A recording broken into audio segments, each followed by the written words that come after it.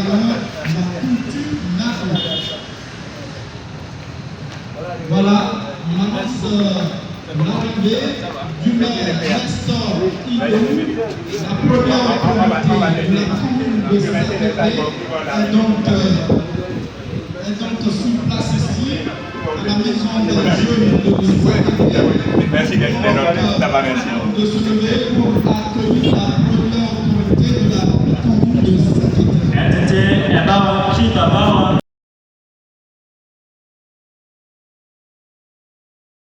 Je suis vraiment ravi. Adájọ́ Parce que nous avons planifié ìjọ Débániláyọ̀ àti àlàáfíà et nous avons pu voir le jour. ní agbára wẹ̀kọ́. Ce n'est pas de notre force.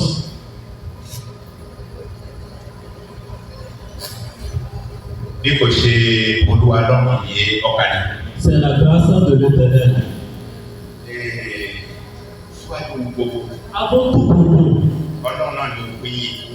je rends grâce à Dieu. Òun kọ́lá Je lui rends tout l'honneur. òun owó dẹ̀ Je m'incline à lui. òun owó dá ju gbogbo lọ. Je ne célèbre que quoi que ce soit. Nítorí ní ọwọ́ rẹ̀ ní àṣẹ ẹ̀jẹ̀ àgbẹ̀lá wọn. Parce que c'est lui qui détient tout pouvoir et tout autorité. Wíwẹ̀ lẹ́yìn wẹ̀ kú lọ́dí.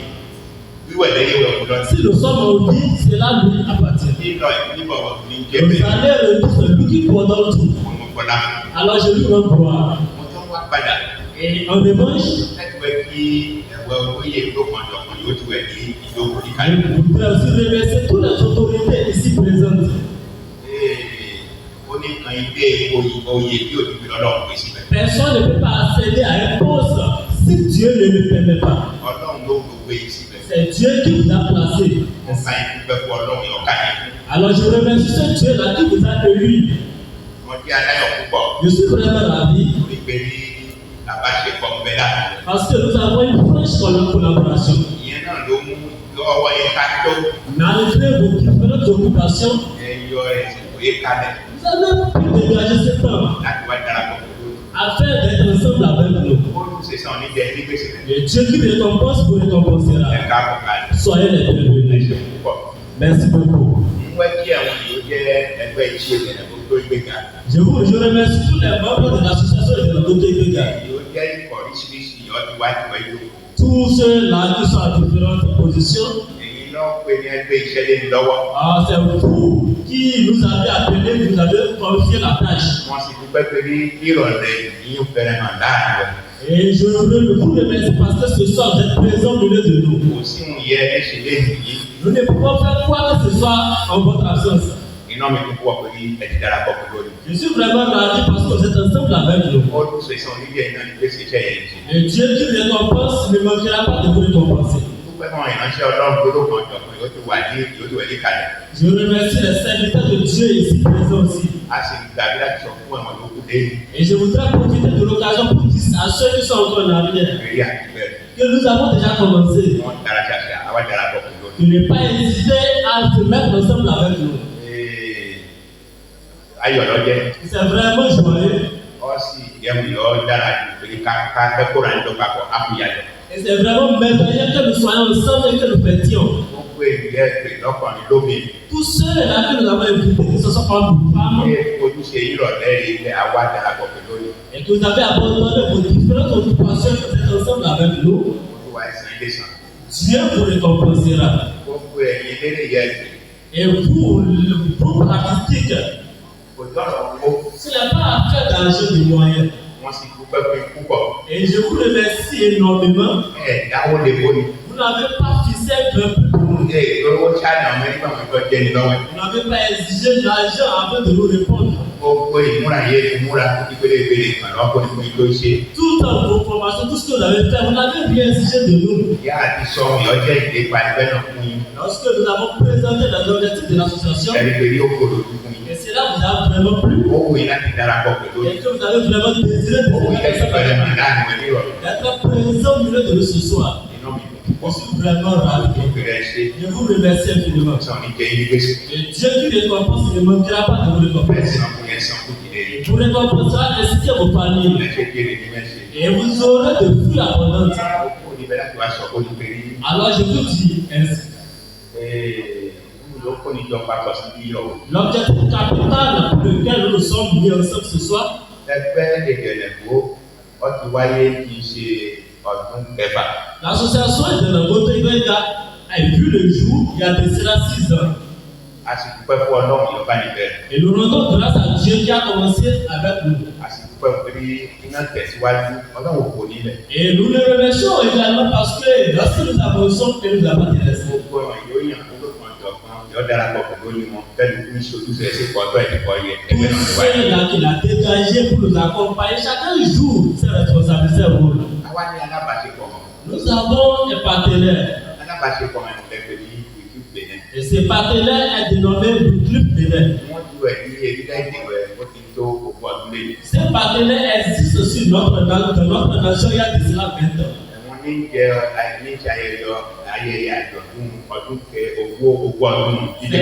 Ces partenaires qui fêtent l'anniversaire de cette 20e année aujourd'hui. Ẹ̀wẹ̀ ìyọ́kẹ́ ẹgbẹ́ ìhun pé kalẹ̀ ìhun bá ṣiṣẹ́. Et nous qui sommes association membres partenaires. Owó ní màá wọ ẹgbẹ́. Nous sommes au nombre de 25. Ni wọ́n pè ní sáwọn ẹgbẹ́ kó níjọ papọ̀ sí ẹgbẹ́ ìjọ̀dún náà. Ils se sont dit comment est-ce que nous pourrons nous rassembler tous en un seul lieu. Cela ne serait pas possible. Alors ils ont donné l'occasion à chaque association de pouvoir célébrer la fête à sa manière.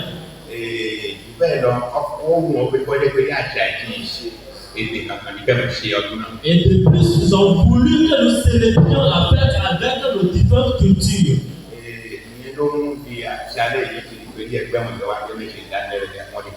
Et c'est pourquoi ce soir nous avons différents groupes artistiques qui vont égayer la fête avec nous. Quel est l'objectif de nous en tant qu'association pour cette fête? Il a dit tantôt que nous sommes au nombre de 27 associations. Et cette identification a été donnée à chaque personne. Ceux que nous pouvons rencontrer, nous les avons rencontrés et l'explication a été donnée. Et j'ai la foi que ceux qui sont encore en arrière vont nous résoudre bientôt. L'association Ìdẹ̀nẹ̀gbó. Après l'AG élective, après l'aménagement de ce local, tous les équipements ne sont pas n'ont pas été encore retournés ici. L'association Ìdẹ̀nẹ̀gbó c'est elle qui a nettoyé la salle. C'est elle aussi qui a ramené les chaises à ses propres moyens. C'est vrai, ce n'est pas le prix normal qui nous a été pris, mais quand même quelque chose a été pris. Et bien, nous savons que nous avons invité beaucoup de personnes.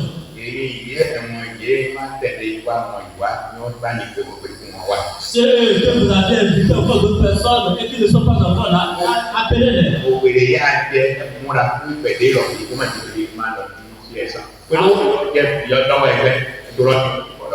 Afin que nos courses ce soir ne soient pas vaines parce que cela nous a coûté vraiment.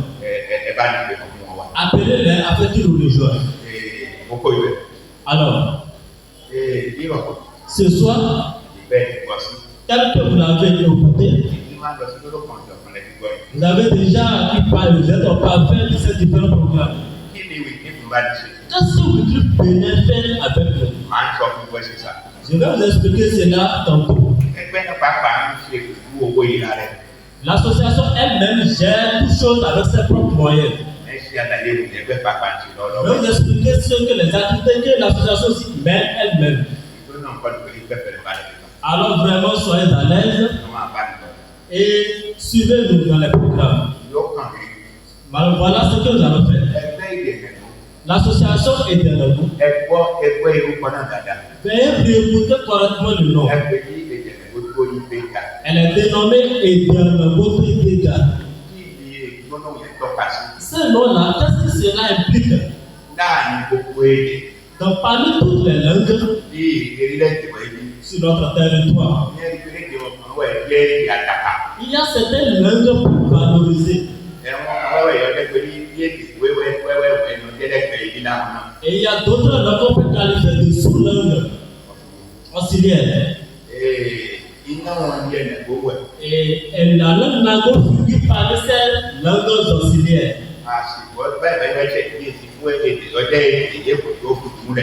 si nous ne faisons pas attention à un type de langue, ce type de langue va disparaître. À ce point, nous allons vous donner plus d'explications. Cette association est née après que la langue nago ne disparaisse point. Nous allons revenir au processus. Parce que nous allons apporter ce point.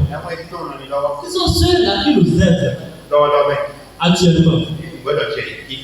Et que je ne peux pas les saluer. Nous avons initié un programme ici. Et ce programme est dénommé Club des adhérents. Ce Club des adhérents, un adhérent contribue avec son jour. Il y a deux personnes qui ont vraiment la volonté, qui donnent des francs. Et il y a deux personnes qui en donnent plus. Et lorsque nous rassemblons tous ces sous, c'est avec ces sous que l'association elle-même gère cette activité. En ce qui concerne le CA de l'association, les membres du conseil contribuent chaque mois. Et c'est dans cette caisse que nous avons proposé pour organiser cette fête. Et s'il y a d'autres personnes qui ont contribué à cette fête, il y a ces clubs en particulier. Et s'il y a d'autres personnes ici aujourd'hui, c'est les membres du conseil d'administration. Et d'autres personnes, d'autres personnes reçoivent ça et que nous les approchons. Et après les explications, ce sont des moyens, nous accompagnons avec les moyens. Bientôt, nous allons revenir sur d'autres explications. Une fois de plus, soyez les bébés. Soyez vraiment à l'aise. Merci beaucoup. Merci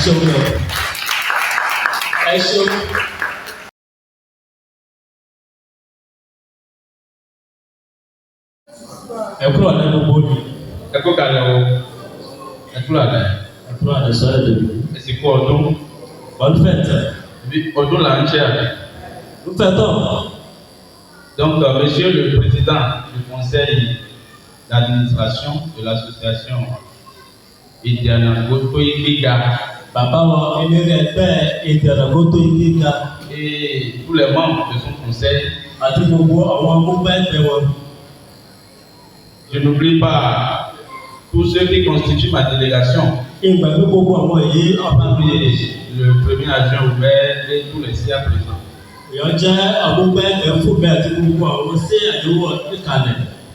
Tous les membres de l'association Idianagoto Ikiga,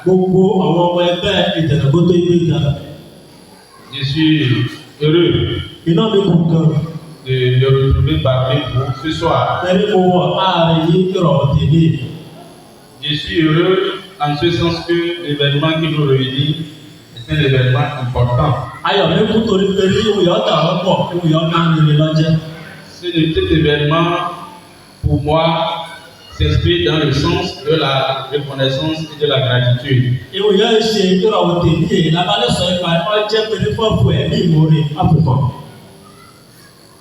L'anniversaire qui se célèbre n'est pas l'anniversaire de l'association, parce que l'association a 6 ans dans le speech que nous venons de suivre tout à l'heure.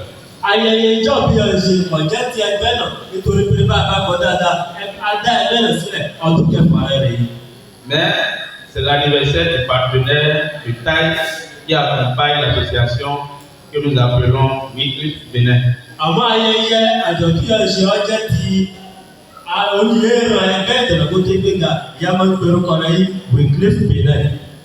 Donc c'est le moment pour moi d'adresser tous mes remerciements également à ce partenaire qui n'intervient pas seulement à Sakiti, mais intervient un peu partout dans le Bénin, et l'objectif est de tout faire pour faire la promotion des langues locales, surtout pour permettre aux populations locales de vraiment comprendre la parole de Dieu dans leur langue. Àǹfààní bá jẹ́ mi fún dúpẹ́ ọwọ́ fún alábàáṣiṣẹ́ pọ̀ lẹ́yìn pé wò ní ìpínlẹ̀ yẹn ṣiṣẹ́ ọ̀jọ́ ọ̀dọ̀ fún àwọn ọ̀nà gbóńdé àmọ́ yẹn ṣiṣẹ́ káàkiri fún àwọn èdè abínibí wọn kọ́ máa jẹ́ tèé máa parẹ́ àmọ́ kọ́ lẹ́ jẹ́ tèé máa tẹ̀síwájú. Donc ils ont vu juste en associant nos communautés dans ce travail-là. Ce travail, l'État devait le faire, l'État est en train, mais l'État seul ne peut pas tout faire. Àdúgbò iṣẹ́ yìí ẹgbẹ́ yìí ṣe ọjọ́ iṣẹ́ yìí kékeré ìjọba náà ẹ̀kọ́ ṣe àmọ́ ìjọba pé kò lè ṣe òun ni ó sì ti ṣe ẹ̀. Donc leur action est une action pertinente et c'est ça qui justifie le fait que l'association Dangote Igbega a véritablement pris l'engagement de célébrer cet anniversaire pour leur marquer leur reconnaissance. Mo ní pé iṣẹ́ ìwòsàn ọjọ́ iṣẹ́ takuntakun òun lọ́fà ilẹ̀ ẹgbẹ́ Dangote Igbega sọ pé àwọn mú pinnu amábáwọn ṣọdún amábáwọn ṣayẹyẹ ìjọ gbogbo ọdún ìdásílẹ̀ wọn. Donc en plus de ce mot de remerciement à l'endroit des partenaires, je dis que les mots d'encouragement à l'endroit de l'association Dangote Igbega pour le vrai travail qu'ils font, pour l'endurance et pour l'optimisme dans les différentes actions qui se mènent. Et leur dit qu'ils ont vu juste de continuer et le lendemain ou bien l'avenir est vraiment prometteur. Joël lọ màá kọ́ sọ fún ẹgbẹ́ Dangote Igbega péré fún ọmọbìnrin fún ọmọbìnrin àmọ́ fún ọmọ àtẹ̀síwájú torí péré iṣẹ́ ìwọ̀n ṣe iṣẹ́ dáadáa rẹ̀ máa sọ̀tọ̀ gba ẹgbẹ́ máa sọ fún ẹ péré ní ọ̀làwọ̀ àtijọ́ ìtọ́pọ̀ wájú àdá nítorí ìfà iṣẹ́ ìwọ̀n ṣe. Donc nous sommes là pour fêter avec vous. C'est un plaisir pour nous. Nous vous souhaitons encore une fois une très bonne fête et que la soirée soit belle pour tout le monde. Àwọn bí àtúndé darapọ̀ pẹ̀lú ìtòrí náà tó ń gbàdá tó sọ fún ẹ̀kọ́ tó péré ẹ̀kú ọdún ẹ̀kú ìyètò ọdún àyàbò gbogbo ọ̀hún. Ẹ ṣeun. Ẹ ṣeun.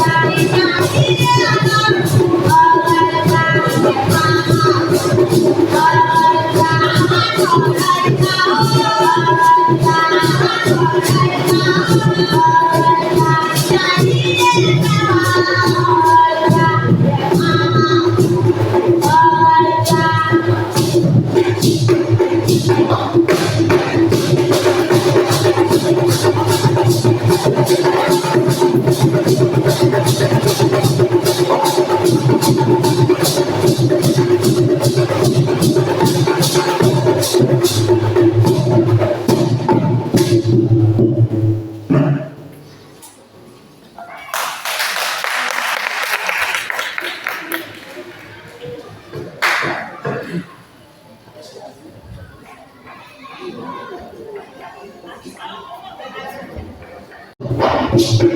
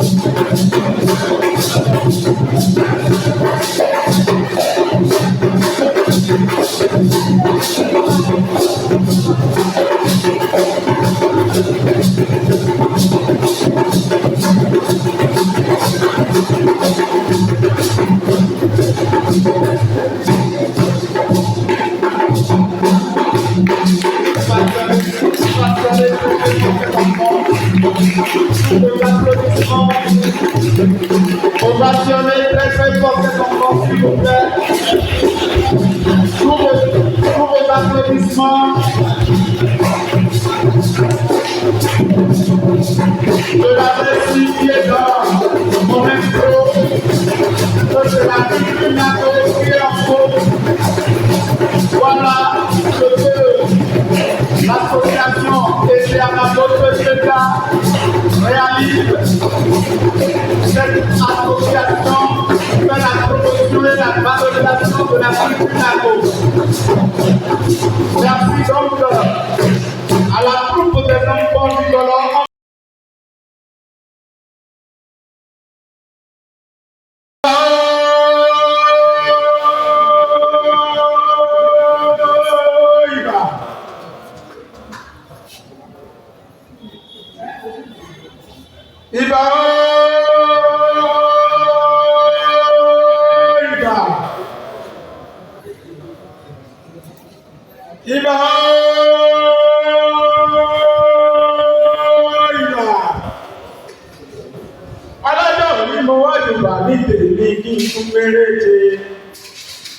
Orí mi lè orí oko, orí ọ̀tọ̀, a kì í forí balẹ̀ kánú, a kì í forí balẹ̀ kánú, tá a bá forí balẹ̀ bàbá ara ní ìlú.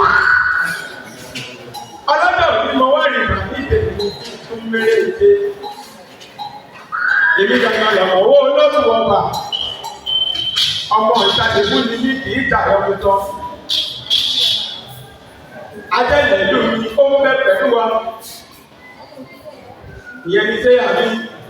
Mo wá ní tọ́mọ wá rìn bá lọ́dọ̀ mi kí n tún méré awó ṣe. Ẹ̀yìn ẹ̀kọ́ mi tún délé mo méré. Mo ti ní kọ́. Átàlì ń kọ́jẹ́ bó fẹ́ lọ́la àbíyá ara. Ọmọ kùtì, ìkùtì bí àgbà. Èmi wá ní báwo wá ní ìgbà lọ́dọ̀ tó ń méré ṣe.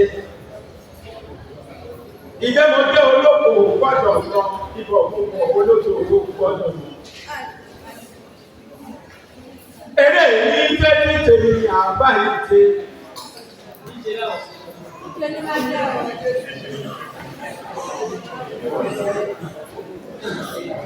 Tó bá rí bẹ́ẹ̀, àwa mẹ́ta péré, àwa mẹ́ta péré, àwa mẹ́ta péré, àwa mẹ́ta péré, àwa mẹ́ta péré, ẹgbẹ́ ọlọ́dún ọmọ ń bọ̀ wò.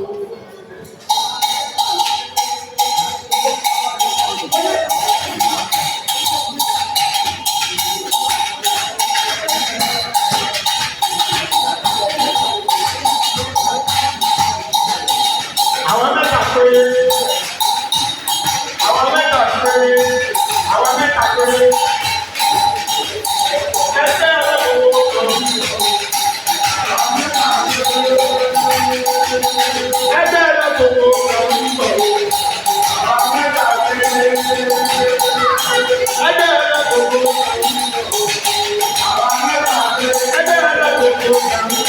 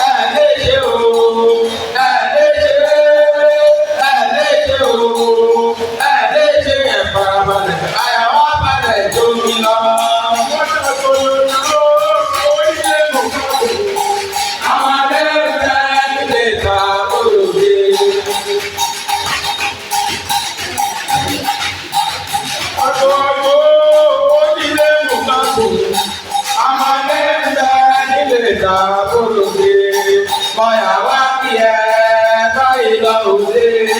Mọ̀yà wá kí ẹ báyìí lọ òde. Mọ̀mọ́ àbẹ̀bí mọ̀fẹ́ ìbò rẹ̀ ṣakaṣaka. Sàbàbí ẹ mẹ́sì bọ́ òde wá. Èdè àná ló láyé máa jọ tàbí o. Ọmọdé ń bẹ nílé ìdàgbò òde. Àwọn kò ní àwọn ohun àwọn ọmọ wọn ṣe. Wọ́n pè é káwọn ohun ọmọ wọn ṣe. Ìtàgé kúlọ̀ ní ìṣòro. Wọ́n pè é káwọn ohun àwòmọ́ wọn ṣe. Kúlọ̀ ní ìṣòro. Wọ́n pè é káwọn ohun àwòmọ́ wọn ṣe. Ìtàgé kúlọ̀ ní ìṣòro. Wọ́n pè é káwọn ohun àwòmọ́ wọn ṣe. Kúlọ̀ ní ìṣòro. Wọ́n pè é káwọn ohun àwòmọ́ wọn ṣe. Ẹgbẹ́ ìlú òpè kí wọ́n dá. Ẹgbẹ́ òru.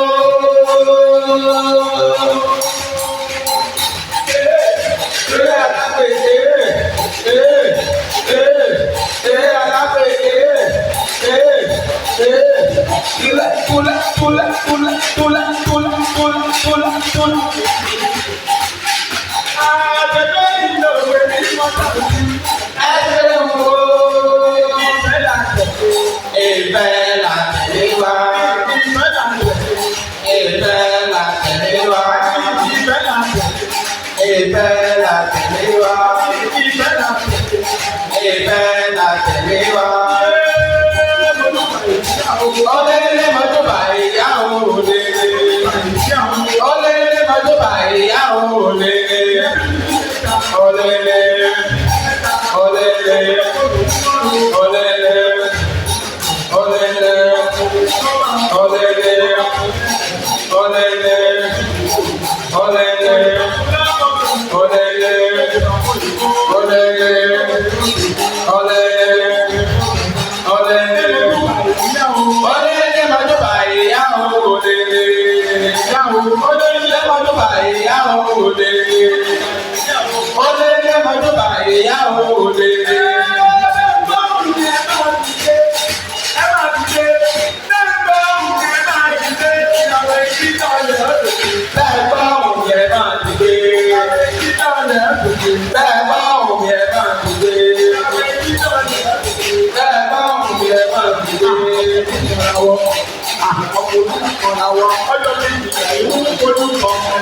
Àbòjú karawa, àbòjú karawa, àbòjú karawa, àbòjú karawa, àbòjú karawa.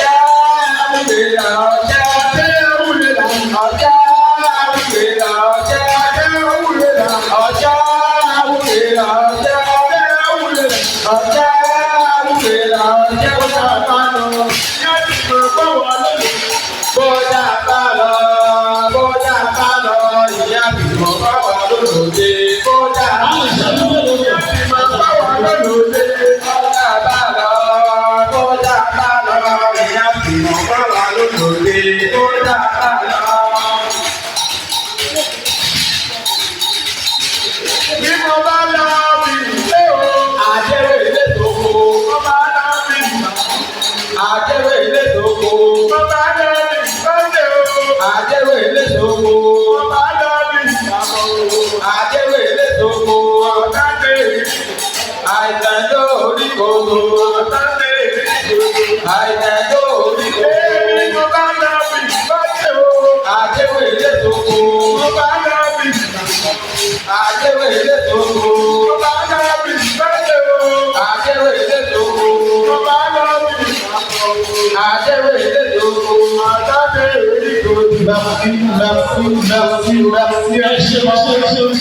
Merci.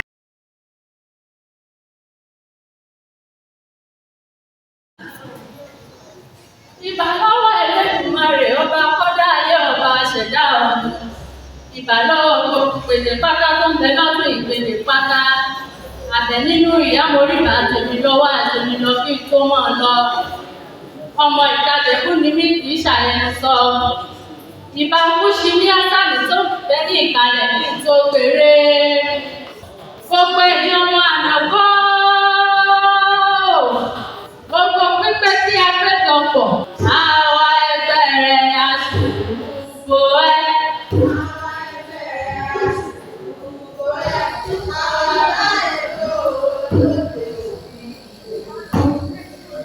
Ọmọ ẹgbẹ́ ni ẹ̀sùn rúgbó ní. Ọmọ ẹgbẹ́ ni ẹ̀sùn rúgbó ní. Ẹ̀wọ̀n bá mi jọ lóde òní yìí o. Àwọn ẹgbẹ́ rẹ̀ aṣùgbò ẹ̀. Àwọn ẹgbẹ́ rẹ̀ aṣùgbò ẹ̀. Bàbá ẹ̀ ló lóde òní. Jẹ́mi ní wọlé orílẹ̀ mo dé. Ata ni mo dé. Ata ni ṣe wá ní wọlé orílẹ̀ òde orílẹ̀-èdè ti mọ́ o. Ata ni ṣe wá ní wọlé orílẹ̀-èdè orílẹ̀-èdè ti mọ́ o. Àti ọlọ́pàá ò máa wá. Títí kí ọlọ́pàá ò máa wá. Bàdá yóò tó ṣẹ̀ṣẹ̀ o. Òun là ń já ilé àwa o.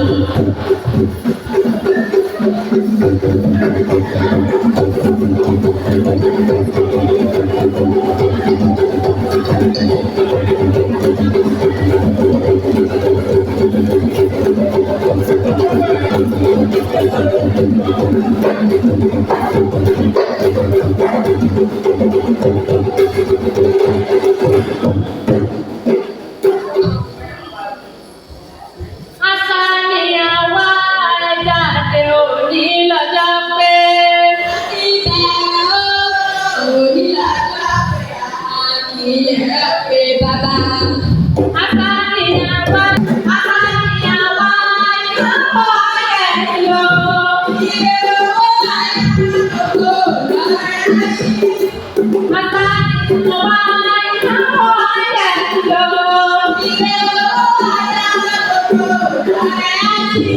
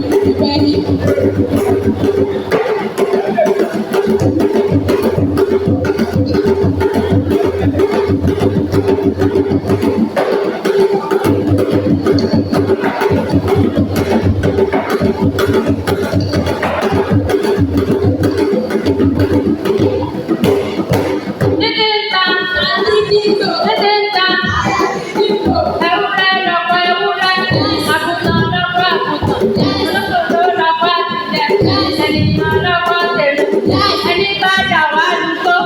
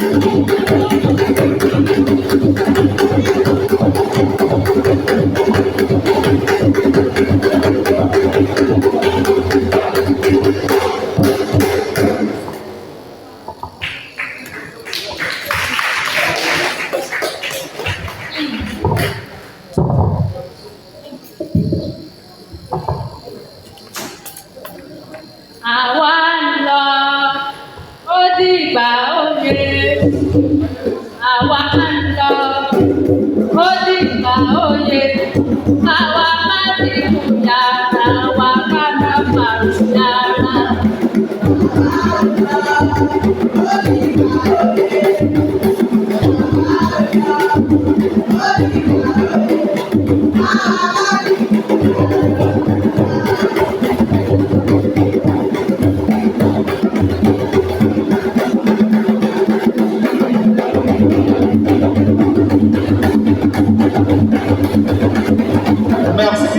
Merci infiniment. Ça fait simplement plaisir. Merci beaucoup. Le groupe Papa JB. Sous vos ovations, applaudissez très fort, les enfants. Merci. Mille merci. Mille merci à ce groupe folklorique. Je peux vous dire que la culture Nago